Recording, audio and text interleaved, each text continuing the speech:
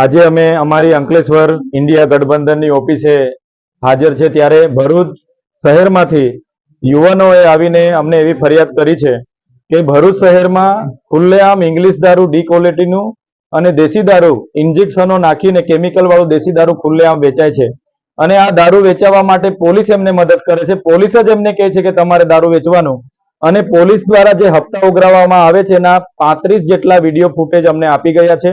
એમાં LCB, SOG અને બી ડિવિઝનના તમામ પોલીસ અધિકારીઓ હજારો લાખોના હપ્તાઓ લેતાના આ વિડીયો ફૂટેજ અમારી પાસે આવ્યા છે.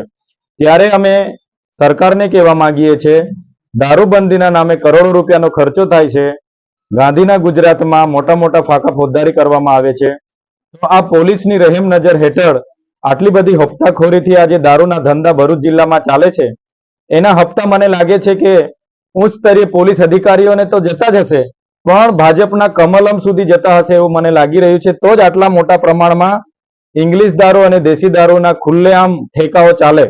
સરકાર અને પોલીસ તંત્રને અમે કહેવા માંગીએ છીએ, જો આ ઠેકાઓ અને પોલીસે જે પણ લોકો આમાં હપ્તાખોરીમાં જોડાયેલા છે એમના પર જો કાયદેસરની કાર્યવાહી નહીં કરવામાં આવશે, જો યોગ્ય કાર્યવાહી અધિકારીઓ પર કરવામાં નહીં આવશે, દિન 7 પછી અમે રોડ પર પણ ઉતરીશું, એ ઠેકાઓ પર જનતા રેડ પણ કરીશું અને આવનાર દિવસોમાં ખૂબ મોટું આંદોલન થશે. એટલે જ અમે કહીએ છીએ કે ગાંધીના ગુજરાતમાં દારૂ બંધી થવી જોઈએ અને જે પણ લોકો આ ઠેકા ચલાવે છે એમના પર, જે પણ લોકોએ હપ્તા લીધા છે એમના પર કાયદેસરની કાર્યવાહી કરવામાં આવે.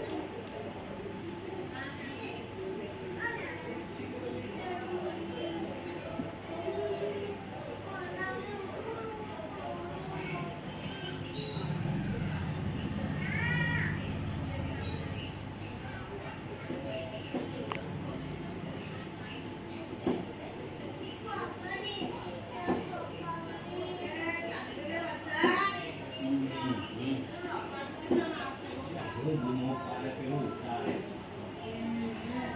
એ જો